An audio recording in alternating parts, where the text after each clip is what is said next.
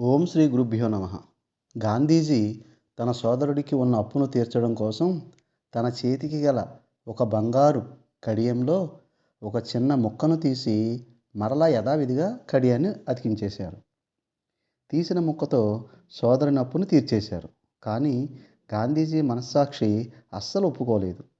తండ్రికి తెలిస్తే ఏమవుతుందో అని భయపడ్డారు. చివరకు ఈ విషయం తండ్రికి చెప్పేయాలని నిర్ణయించుకున్నారు. తాను తండ్రి ముందు నేరుగా ఈ విషయం చెప్పే ధైర్యం లేక తాము చేసిన తప్పును వివరంగా ఒక ఉత్తర రూపంలో వ్రాసి తండ్రికి అందించారు. తన తండ్రి ఆ ఉత్తరాన్ని చదువుతున్నంతసేపు తలదించుకుని అక్కడే నిలబడ్డారు.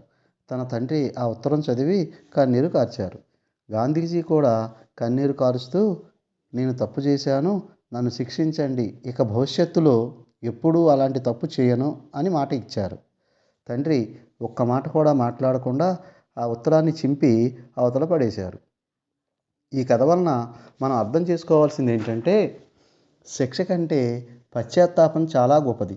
మనం చేసిన తప్పును మనస్ఫూర్తిగా ఒప్పుకున్నప్పుడు అది మన వ్యక్తిత్వాన్ని ఉన్నతంగా తీర్చిదిద్దుతుంది. తిట్టడం లేదా కొట్టడం కంటే ప్రేమతో ఎంతో మార్పు తీసుకురావచ్చని గాంధీజీ గ్రహించారు. తప్పు చేయడం సహజం, కానీ ఆ తప్పును అంగీకరించి మళ్ళీ తప్పు చేయకుండా ఉండేందుకు మనకు చాలా ధైర్యం కావాలి. గాంధీజీ దృష్టిలో బలహీనులు ఎన్నటికీ క్షమించలేరు. క్షమించడం అనేది బలవంతులకు మాత్రమే ఉన్న లక్షణం.